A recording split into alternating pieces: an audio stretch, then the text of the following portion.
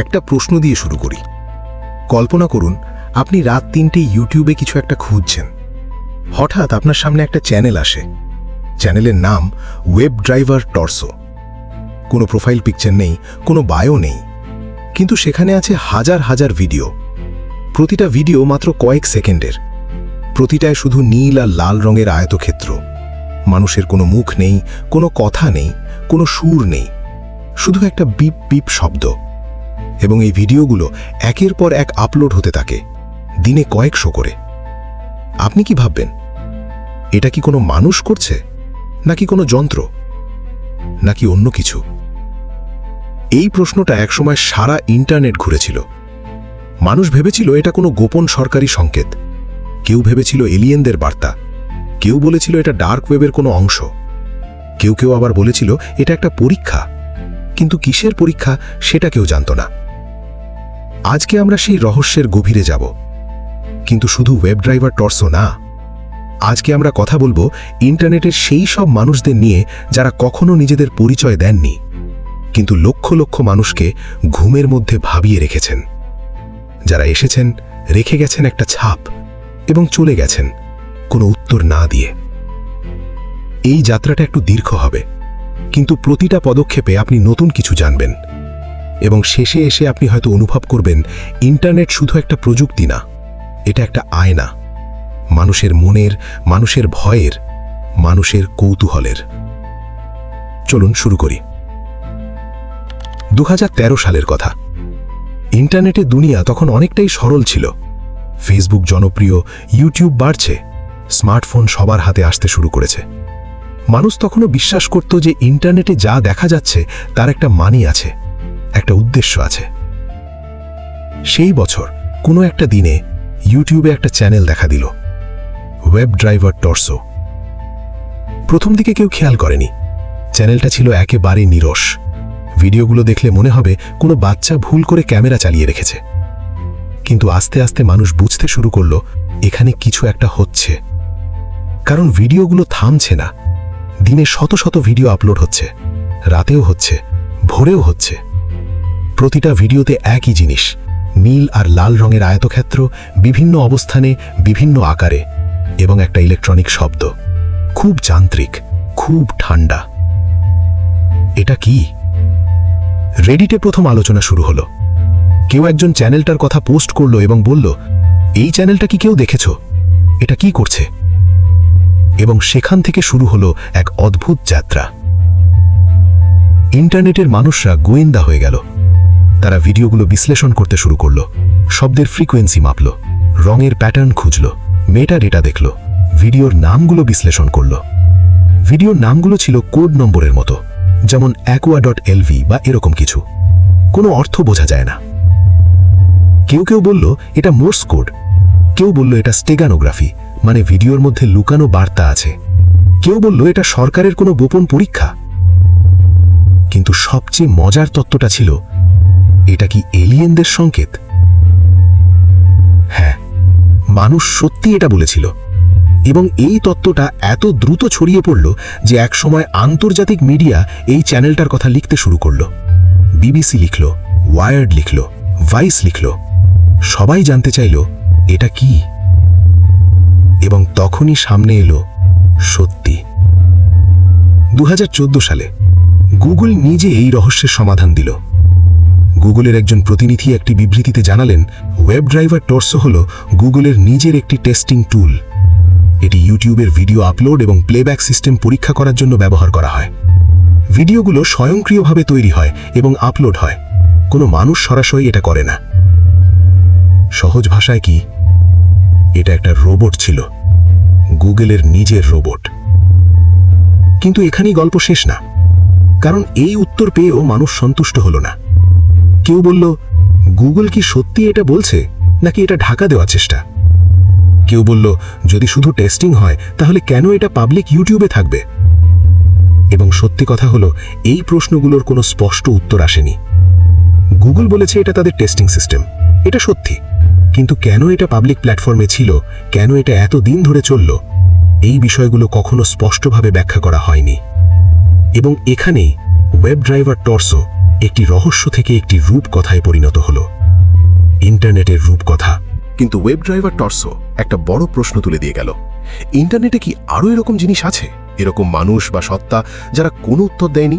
উত্তর হলো হ্যাঁ, এবং তাদের মধ্যে সবচেয়ে গভীর রহস্য হলো একটি ব্যক্তির গল্প। তার নাম সাতোশি নাকামোটো। এই নামটা যদি আপনি শুনে থাকেন তাহলে জানেন এটা কতটা বড় বিষয়, আর যদি না শুনে থাকেন তাহলে শুনুন, কারণ এই মানুষটি হয়তো ইতিহাসের সবচেয়ে রহস্যময় ইন্টারনেট পরিচয়। 2008 সালের অক্টোবর মাস। বিশ্ব তখন একটা ভয়ঙ্কর আর্থিক সংকটের মধ্যে। ব্যাংকগুলো ডুবছে, মানুষের সঞ্চয় হারিয়ে যাচ্ছে, সরকারের ওপর মানুষের আস্থা কমছে। ঠিক সেই সময়ে একটি ইমেল মেলিং লিস্টে একটি পেপার আসে। পেপারটির শিরোনাম bitcoin, a peer to peer electronic cash system.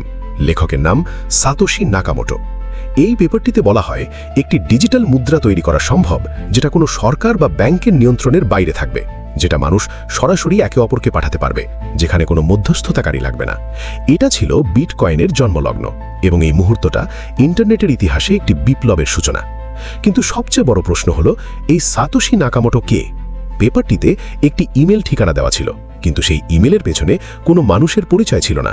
নামটি জাপানি, সাতোশি মানে জ্ঞানী, নাকামোটো মানে মাঝামাঝি। কিন্তু এই মানুষটি কি সত্যি জাপানি, নাকি নামটাও একটা মুখোশ? 2009 সালের 3রা জানুয়ারি বিটকয়েন নেটওয়ার্কের প্রথম ব্লক তৈরি হলো। এটাকে বলা হয় জেনেসিস ব্লক। এই ব্লকে লুকানো ছিল একটি বার্তা। সেই দিনের একটি পত্রিকার শিরোনাম the Times 0309-2009, chancellor on brink of second bell out for banks. এটা কোনো দুর্ঘটনা ছিল না।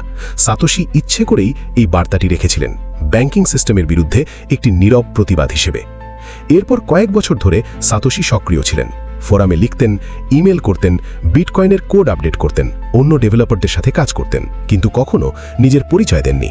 কখনো কোনো ফটো শেয়ার করেননি, কখনো কোনো ভিডিওতে আসেননি, কখনো কোনো কনফারেন্সে বক্তব্য রাখেননি। এবং তারপর 2010 সালের দিকে সাতোশি আস্তে আস্তে সরে যেতে শুরু করলেন। 2010 সালের ডিসেম্বরে তিনি বিটকয়েনের একটি ফোরামে তার শেষ পোস্ট করলেন। এরপর 2011 সালে একটি ইমেলে বললেন, আমি অন্য বিষয়ে চলে যাচ্ছি। এবং তারপর নীরবতা। সাতোশি নাকামোটো অদৃশ্য হয়ে গেলেন, কিন্তু তার তৈরি করা জিনিস বিটকয়েন থেমে থাকল না। আজকে বিটকয়েনের মোট মূল্য কয়েক ট্রিলিয়ন ডলার। এটা বিশ্বের অর্থনীতিকে বদলে দিয়েছে। হাজার হাজার মানুষ কোটিপতি হয়েছেন বিটকয়েনের কারণে, এবং এই বিশাল বিপ্লবের পেছনে যে মানুষটি, তার সম্পর্কে আমরা কিছুই জানি না। একটা হিসেব আছে, সাতোশির কাছে প্রায় 10 লক্ষ বিটকয়েন আছে বলে মনে করা হয়, যদিও এটা নিশ্চিত নয়, এবং এটা বিশেষজ্ঞের অনুমান। আজকের বাজার মূল্যে এটা কয়েক হাজার কোটি ডলার। কিন্তু সেই বিটকয়েন কখনো নাড়ানো হয়নি। কোনো ওয়ালেট থেকে কোনো বিটকয়েন সরানো হয়নি, যেটাকে সাতোশির বলে মনে করা হয়। এটাও একটা রহস্য। যদি এই মানুষটি জীবিত থাকেন এবং জানেন যে তার কাছে এত বিশাল সম্পদ আছে, তাহলে তিনি কেন সেটা কখনো স্পর্শ করেননি? এবার আসি অনুসন্ধানের দিকে। বছরের পর বছর ধরে সাংবাদিক, গবেষক এবং ইন্টারনেটের মানুষেরা সাতোশির পরিচয় খুঁজেছেন। অনেকগুলো নাম সামনে এসেছে, কিন্তু আমি এখানে শুধু সেই তথ্যগুলোই বলবো যেগুলো সত্যি আলোচনায় এসেছে, এবং পরিষ্কার করব কোনটা প্রমাণিত কোনটা অপ্রমাণিত। প্রথম নাম নিক স্যাবো। নিক স্যাবো একজন আমেরিকান কম্পিউটার বিজ্ঞানী এবং আইনজীবী। তিনি বিটকয়েন আসার আগে বিট গোল্ড নামে একটি ধারণা তৈরি করেছিলেন, যেটা বিটকয়েনের সাথে অনেকটা মিলে যায়। তার লেখার স্টাইল এবং চিন্তাভাবনা সাতোশির পেপারের সাথে অনেক মিল। কিছু গবেষক ভাষাতাত্ত্বিক বিশ্লেষণ করে দাবি করেছেন যে সাতোশির লেখার ধরন নিক স্যাবোর লেখার ধরনের সাথে মেলে, কিন্তু নিক স্যাবো নিজে কখনো স্বীকার করেননি, এবং এই দাবি প্রমাণিত নয়। দ্বিতীয় নাম হ্যাল ফিনি। হ্যাল ফিনি ছিলেন একজন ক্রিপ্টোগ্রাফার। বিটকয়েন নেটওয়ার্কে তিনি প্রথম ট্রানজ্যাকশনের প্রাপক ছিলেন। সাতোশি তাকে বিটকয়েন পাঠিয়েছিলেন। তিনি সাতোশির সাথে সরাসরি কাজ করেছেন। কেউ কেউ বলেছেন হ্যাল ফিনি হয়তো সাতোশি, কিন্তু হ্যাল ফিনি 2014 সালে ALS রোগে মারা যান। মৃত্যুর আগে তিনি অস্বীকার করেছিলেন। এবং তৃতীয় সবচেয়ে বিতর্কিত নামটা হলো ক্রেগ রাইট। 2016 সালে ক্রেগ রাইট নামের একজন অস্ট্রেলিয়ান কম্পিউটার বিজ্ঞানী দাবি করলেন তিনিই সাতোশি নাকামোটো। এই দাবি সারা দুনিয়ায় আলোড়ন ছেড়ে দিল, কিন্তু সমস্যা হলো তিনি তার দাবি প্রমাণ করতে পারলেন না। বিটকয়েন সম্প্রদায়ের বেশিরভাগ মানুষ এই দাবি প্রত্যাখ্যান করেছে। বিশেষজ্ঞরা বলেছেন তিনি যে সব প্রমাণ দিয়েছেন সেগুলো যথেষ্ট নয় বা প্রশ্নবিদ্ধ। তিনি এই বিষয়ে আইনি লড়াইও জড়িয়েছেন। সত্যি কথা হলো, আজ পর্যন্ত কোনো নিশ্চিত প্রমাণ নেই যে সাতোশি নাকামোটো কে, এবং এখানেই গল্পটা আরও গভীর হয়। কারণ সাতোশি শুধু একজন রহস্যময় মানুষ না, তিনি একটি প্রশ্নের জন্ম দিয়ে গেছেন। কেন তিনি লুকিয়ে আছেন? কিছু মানুষ বলে হয়তো তিনি ভয় পান। বিটকয়েন যদি সত্যি বড় হয়ে যায় তাহলে সরকার তাকে খুঁজবে, কর বিভাগ তাকে খুঁজবে, অপরাধীরা তাকে খুঁজবে। নিরাপদ থাকতে হলে লুকিয়ে থাকাই ভালো। কিছু মানুষ বলে হয়তো তিনি একটি দলের নাম, একা কোনো মানুষ নয়, সাতোশি নাকামোটো হয়তো একটি গ্রুপের পরিচয়। কিছু মানুষ বলে হয়তো তিনি মারা গেছেন, এবং কিছু মানুষ বলেন হয়তো তিনি ইচ্ছে করেই চলে গেছেন, কারণ তিনি জানতেন যে বিটকয়েনের সাফল্য তার নামের সাথে যুক্ত হলে বিটকয়েনের আদর্শটা নষ্ট হয়ে যাবে। বিটকয়েনের আদর্শই ছিল কোনো কেন্দ্রীয় ব্যক্তিত্ব নেই, কোনো নেতা নেই, সবাই সমান। যদি সাতোশি পরিচিত হতেন তাহলে মানুষ তাকে নেতা হিসেবে দেখত, এবং তখন বিটকয়েন আর বিকেন্দ্রীভূত থাকত না। হয়তো তার অদৃশ্য হয়ে যাওয়াটাই ছিল তার সবচেয়ে বড় অবদান। এবার আসি আরেকটি রহস্যে। সাতোশির গল্প যদি ক্রিপ্টোকারেন্সির জগতের সবচেয়ে বড় রহস্য হয়, তাহলে ফোরামের জগতের সবচেয়ে বড় রহস্য হল A585। এই নামটা হয়তো অনেকেই জানেন না, কিন্তু রেডিটের ইতিহাসে A585 একটি অধ্যায়। 2011 সাল রেডিটে একটি সাবরেডিট তৈরি হলো, নাম R858DE56DB9C95। এই নামটার কোনো মানে নেই বা আছে, কেউ জানে না। এই সাবরেডিটে প্রতিদিন পোস্ট হতে থাকে, কিন্তু পোস্টগুলো কোনো ছবি না, কোনো লেখা না, শুধু লম্বা লম্বা হেক্সাডেসিমেল কোড। হেক্সাডেসিমেল মানে হলো সংখ্যা এবং অক্ষরের একটি মিশ্রণ, যেটা কম্পিউটার ভাষায় ব্যবহার হয়, যেমন 0, 1, 2, 9, A, B, C, F। কিন্তু এই কোডগুলো কি বলছে কেউ জানে না। রেডিটের ব্যবহারকারীরা এটা নিয়ে মাথা ঘামাতে শুরু করলেন। তারা ভাবলেন এটা কোনো এনক্রিপ্টেড বার্তা, হয়তো SHA-256 হ্যাশ, হয়তো অন্য কোনো কোড। তারা ডিক্রিপ্ট করার চেষ্টা করলেন, ব্যর্থ হলেন। তারা প্যাটার্ন খুঁজলেন, কিছু প্যাটার্ন পেলেন, কিন্তু নিশ্চিত কিছু বলতে পারলেন না। কেউ একজন সরাসরি সাবরেডিটের মালিককে মেসেজ করলেন, এটা কি? উত্তর এলো একটা ছোট হেক্সাডেসিমেল কোড। এই রহস্য কয়েক বছর চলল, এবং আজ পর্যন্ত 858 এর পোস্টগুলো কি ছিল তার কোনো নিশ্চিত ব্যাখ্যা নেই। কেউ কেউ বলেছেন এটা একটা আর্ট প্রজেক্ট, কেউ বলেছেন এটা কোনো প্রোগ্রামিং পরীক্ষা, কেউ বলেছেন এটা কোনো মানসিক অসুস্থ ব্যক্তির কাজ, কিন্তু কেউ প্রমাণ করতে পারেনি। এবং যিনি এটা করেছিলেন তিনি কখনো সামনে আসেননি। ইন্টারনেটের রহস্যের আরেকটি স্তরে এলে আসে ডার্ক ওয়েবের বাইরেও সাধারণ ইন্টারনেটেই থাকা একটি অদ্ভুত পরিচয়ের কথা। এই মানুষটির নাম মারিয়ানাস ওয়েবের কথিত অভিভাবক। কিন্তু আমি স্পষ্ট করে বলতে চাই, মারিয়ানাস ওয়েব নিজেই একটি বিতর্কিত ধারণা। অনেক সাইবার বিশেষজ্ঞ মনে করেন এটা একটি মিথ, বাস্তব কিছু নয়। তাহলে কোনটা বাস্তব? বাস্তব হলো টর নেটওয়ার্ক এবং ডার্ক ওয়েবের অস্তিত্ব, এবং সেখানে অনেক পরিচয়হীন মানুষ আছে যারা বিভিন্ন কারণে পরিচয় গোপন রাখেন। কিন্তু এদের নিয়ে আলোচনা করতে গেলে আমরা যা জানি তার বাইরে যাওয়ার ঝুঁকি আছে। তাই আমি এই বিষয়ে বেশি না গিয়ে একটা জানা তথ্যে আসি। 2012 সালে ইন্টারনেটে একটি ঘটনা ঘটল যেটা অনেকেই জানেন। একটা চ্যানেল বা উপস্থিতি যার নাম সিকাডা 3301। এই নামটা উচ্চারণ করলে এখনও অনেকের মেরুদণ্ড শিরশির করে। কিন্তু কেন? 2012 সালের 4ই জানুয়ারি 4chan নামের একটি ইমেজ বোর্ডে একটি পোস্ট আসে। পোস্টে একটি সাদা কালো ছবি। ছবিতে লেখা, hello, we are looking for highly intelligent individuals. To find them, we have devised a test. There is a message hidden in this image. Find it, and it will lead you on the road to us. We look forward to meeting the few who will make it all the way through. Good luck, 3301. বাংলায়, hello, আমরা অত্যন্ত বুদ্ধিমান মানুষদের খুঁজছি। তাদের খুঁজে পেতে আমরা একটি পরীক্ষা তৈরি করেছি। এই ছবিতে একটি বার্তা লুকিয়ে আছে। এটা খুঁজুন এবং এটা আপনাকে আমাদের কাছে নিয়ে যাবে। শেষ পর্যন্ত পৌঁছানো কয়েকজনের সাথে দেখা করতে আমরা অপেক্ষায় আছি। শুভকামনা, 3301। এবং এরপর শুরু হলো সম্ভবত ইন্টারনেটের ইতিহাসের সবচেয়ে জটিল পাজেল। ছবিটার মধ্যে স্টেগানোগ্রাফি ব্যবহার করে লুকিয়েছিল একটি সিজার সাইফার, একটি পুরনো এনক্রিপশন পদ্ধতি। সেটা ডিক্রিপ্ট করলে পাওয়া গেল একটি রেডিট পেজ। রেডিট পেজে ছিল আরেকটি ধাঁধা। সেই ধাঁধা সমাধান করলে পাওয়া গেল একটি ফোন নাম্বার। ফোন নাম্বারে কল করলে পাওয়া গেল একটি বার্তা, আরেকটি ধাঁধার। এবং এভাবে স্তরের পর স্তরে পাজেলটা এগিয়ে চলল। শুধু ইন্টারনেটের মধ্যেই না, ধীরে ধীরে এই পাজেল বাস্তব দ্রুততেও ছড়িয়ে পড়ল। বিভিন্ন দেশের ফোন নাম্বার সামনে এলো। বিভিন্ন শহরে কিউআর কোড সমন্বিত পোস্টার দেখা গেল। Poland, Dallas, Miami, Sydney, soul সহ বিভিন্ন জায়গায়। এটা কোনো ভার্চুয়াল গেম না, এটা বাস্তব পৃথিবীতেও ছড়িয়ে গিয়েছিল। হাজার হাজার মানুষ এই পাজেল সমাধানের চেষ্টা করলেন। বিভিন্ন ভাষার বিশেষজ্ঞ, ক্রিপ্টোগ্রাফার, প্রোগ্রামার সবাই একসাথে কাজ করলেন। কিন্তু শেষ পর্যন্ত কয়েকজনই পৌঁছতে পারলেন, এবং তারা যা পেলেন সেটা আরও রহস্যময়। তাদেরকে একটি টর ওয়েবসাইটে নিয়ে যাওয়া হলো এবং সেখানে তাদের কিছু প্রশ্নের উত্তর দিতে বলা হলো। তাদের বলা হলো যে তারা নির্বাচিত হয়েছেন, কিন্তু নির্বাচিত কেন, কোথায়, কি জন্য? এই প্রশ্নের উত্তর আজ পর্যন্ত পাওয়া যায়নি। সিকাডা 3301 পরের বছরও ফিরে এলো 2013 সালে এবং আবার 2014 সালে। প্রতিবারই নতুন পাজেল, প্রতিবারই নতুন রহস্য, এবং প্রতিবারই শেষে একটা নীরবতা। তারা কে? কেন এই পাজেল? তারা কি খুঁজছে? বিভিন্ন তত্ত্ব আছে। কেউ বলে এটা CIA এর একটি নিয়োগ পরীক্ষা, কেউ বলে এটা NSA এর কাজ, কেউ বলে এটা কোনো হ্যাকার গ্রুপ, কেউ বলে এটা একটি গোপন সংগঠন যারা পৃথিবীর সবচেয়ে মেধাবী মানুষদের খুঁজছে। কিন্তু কোনো তত্ত্বই প্রমাণিত নয়। যেটা প্রমাণিত সেটা হলো সিকেরা 3031 বাস্তব ছিল, পাজেলগুলো বাস্তব ছিল, মানুষ সেগুলো সমাধান করেছিলেন এবং বিভিন্ন দেশে সত্যি পোস্টার পাওয়া গিয়েছিল। কিন্তু এর পেছনে কারা, আজও অজানা। এই পর্যায়ে এসে একটু থামা দরকার, কারণ আমরা এত রহস্যের কথা বলছি, এত অজানার কথা বলছি, কিন্তু একটা বড় প্রশ্ন হলো এই রহস্যগুলো কি আসলেই রহস্য, নাকি আমরা নিজেরা রহস্য তৈরি করছি? এটা একটা গুরুত্বপূর্ণ প্রশ্ন। মানুষের মন স্বাভাবিকভাবেই প্যাটার্ন খোঁজে, অর্থ খোঁজে, সংযোগ খোঁজে, এমনকি যেখানে কিছু নেই সেখানেও। ওয়েব ড্রাইভার টর্সোর ক্ষেত্রে এটা একটা যন্ত্রের কাজ ছিল, রহস্য ছিল না, কিন্তু আমরা রহস্য তৈরি করে ফেলেছিলাম। A858 এর ক্ষেত্রে এটা হয়তো কারোর শখের প্রজেক্ট ছিল, অথবা পরীক্ষামূলক কিছু, রহস্য নয়।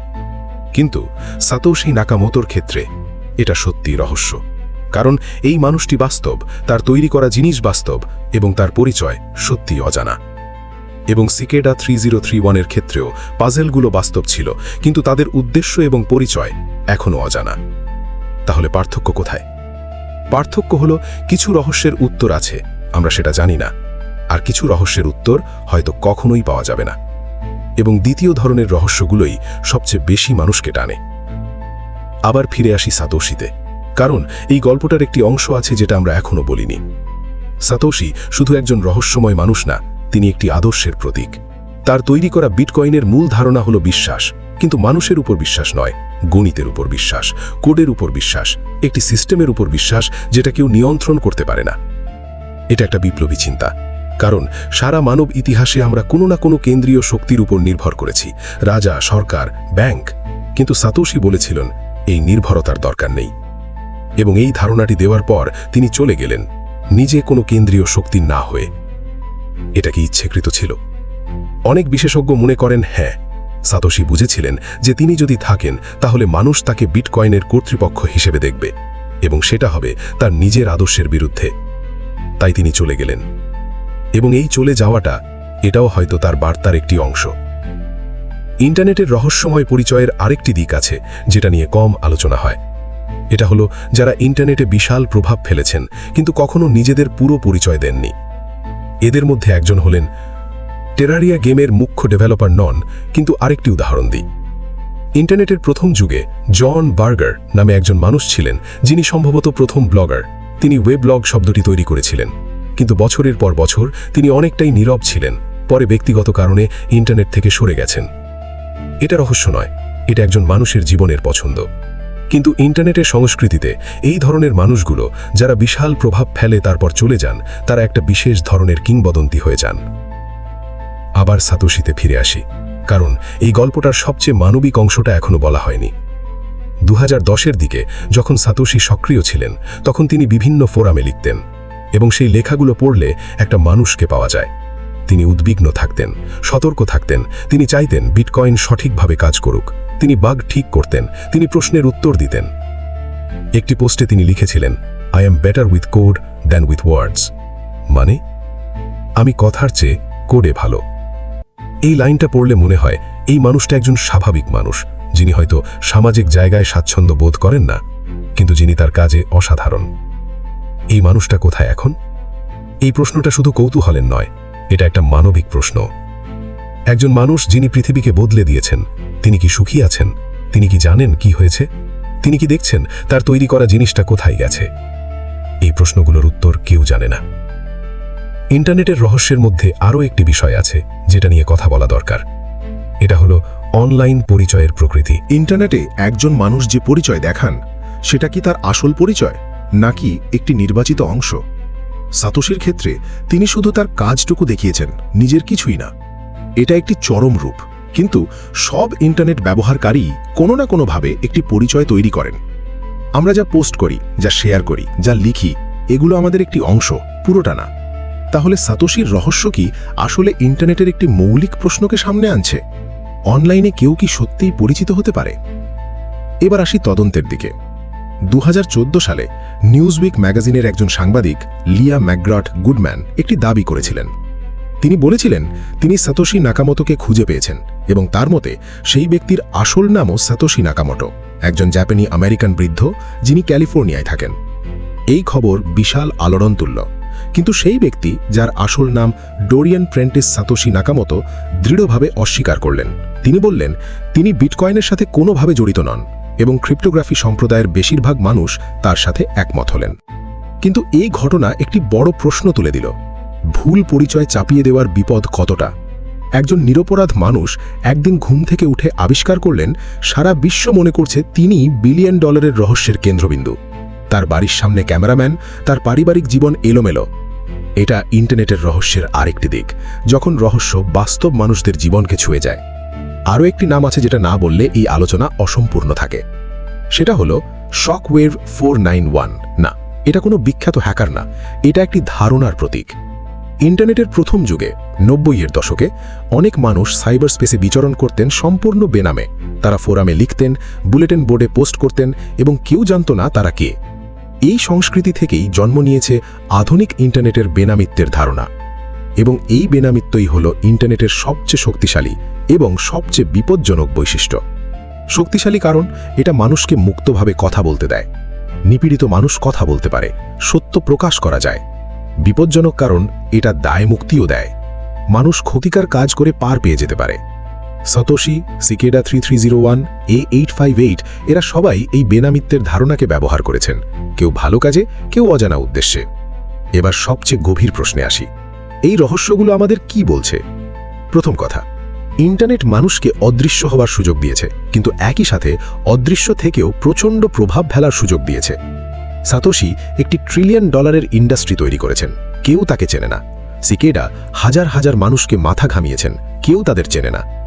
দ্বিতীয় কথা, রহস্য মানুষকে একত্রিত করে। সাতোশির পরিচয় খুঁজতে গিয়ে হাজার হাজার মানুষ একসাথে কাজ করেছেন। সিকেডার পাজল সলভ করতে গিয়ে বিভিন্ন দেশের মানুষ একটি দলে কাজ করেছেন।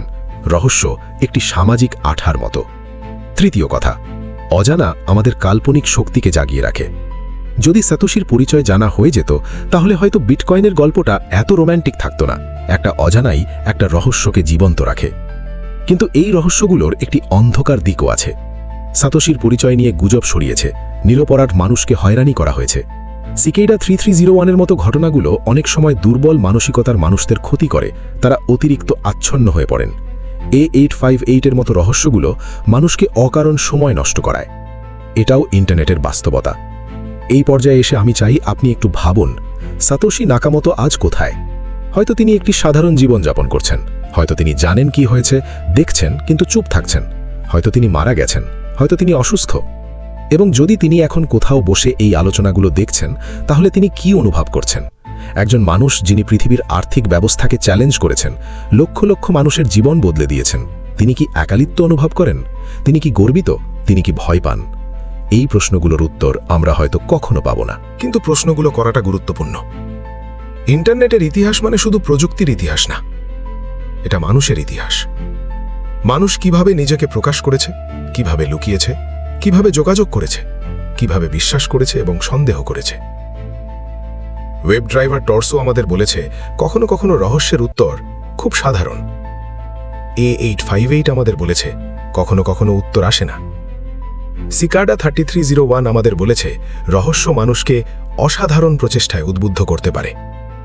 এবং সাতোশি নাকামোটো আমাদের বলেছেন একজন মানুষ অদৃশ্য থেকেও পৃথিবী বদলাতে পারেন। আর সবশেষে একটি কথা, এই সব রহস্যের মধ্যে সবচেয়ে বড় রহস্য হয়তো এটা নয় যে সাতোশি কে। সবচেয়ে বড় রহস্য হয়তো এটা যে এই পরিচয়হীন মানুষটি কি জানতেন তিনি কি তৈরি করছেন। একটা ধারণা থেকে একটি আন্দোলন, একটি কোড থেকে একটি বিপ্লব। এবং যিনি এই বিপ্লব শুরু করেছিলেন তিনি চলে গেছেন নীরবে। কোনো ঘোষণা নেই, কোনো বিদায় নেই, শুধু একটি শেষ ইমেল এবং তারপর নীরবতা। ইন্টারনেট একটি বিশাল জায়গা। এখানে কোটি কোটি মানুষ প্রতিদিন নিজেদের প্রকাশ করছেন, কথা বলছেন, লিখছেন, ছবি তুলছেন। কিন্তু এই বিশাল কোলাহলের মধ্যে কিছু মানুষ আছেন যারা একদম চুপ, যারা কথা বলেননি কিন্তু কাজ দিয়ে বলেছেন, যারা সামনে আসেননি কিন্তু পেছন থেকে ইতিহাস বদলে দিয়েছেন। এরাই ইন্টারনেটের সবচেয়ে রহস্যময় মানুষ। এবং তাদের রহস্য এই রহস্যই হয়তো ইন্টারনেটকে এখনো এত আকর্ষণীয় করে রেখেছে। আজকের পর্বে আমরা অনেক কিছু জানলাম।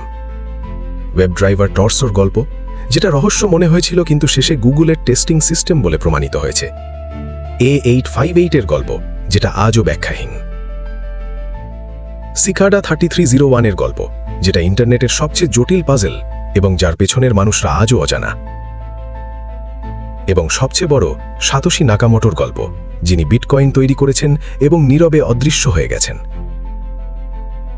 এই গল্পগুলোর কোনোটার কোনো শেষ নেই, কারণ রহস্য কখনো সত্যিকারের অর্থে শেষ হয় না। যতদিন মানুষ প্রশ্ন করে, ততদিন রহস্য বেঁচে থাকে। আপনি এই মুহূর্তে কোথায় আছেন? হয়তো আপনার ঘরে, হয়তো অফিসে, হয়তো বাসে বা ট্রেনে। আপনার হাতে একটি ফোন বা কম্পিউটার। এই যন্ত্রটি আপনাকে ইন্টারনেটের সাথে সংযুক্ত করে রেখেছে। এবং সেই ইন্টারনেটে কোথাও না কোথাও হয়তো এই মুহূর্তেও কেউ আছেন যিনি পরবর্তী বড় রহস্য তৈরি করছেন। কেউ একটি ধারণা নিয়ে কাজ করছেন, কেউ একটি কোড লিখছেন, কেউ একটি বার্তা পাঠাচ্ছেন। এবং সম্ভবত আমরা কখনো জানব না সে কে। কিন্তু একদিন, হয়তো কয়েক বছর পর, আমরা তার কাজের ফল দেখব। এবং তখন আবার জিজ্ঞেস করব, এটা কে করেছে? এটাই ইন্টারনেট, এটাই মানুষ, এটাই রহস্য।